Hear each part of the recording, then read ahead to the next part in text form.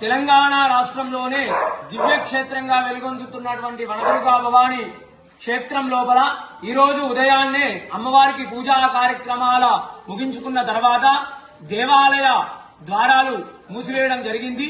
ఈ రోజు కేతుగ్రస్త చంద్రగ్రహణం కారణంగా అమ్మవారికి పూజా కార్యక్రమాలు ముగించుకొని ఆలయ ద్వారాలు మూసివేయడం జరిగింది.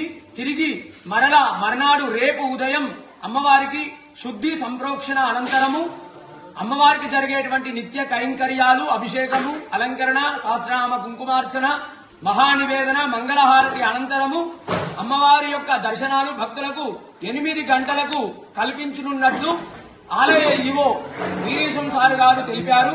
అదేవిధంగా మకా కుంభ నక్షత్ర జాతకులు, అదేవిధంగా కర్కాటక సింహరాశుల వారు ఈ యొక్క గ్రహణాన్ని చూడరాదు.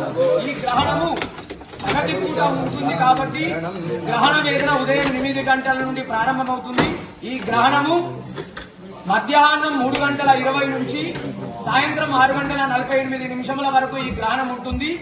ఈ యొక్క గర్భిణీ స్త్రీలు ఈ రోజు అదేవిధంగా గ్రహణం మర్నాడు రేపు కూడా జాగ్రత్తగా ఉండాలి.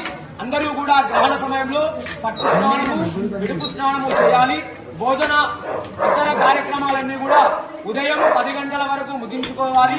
అందరూ కూడా అమ్మవారి నామాన్ని గ్రహణ కాలంలో అమ్మవారి నామమైనటువంటి శ్రీమాత్రే నమః అనే నామాన్ని జపించడం వల్ల మంచిది. వనదుర్గా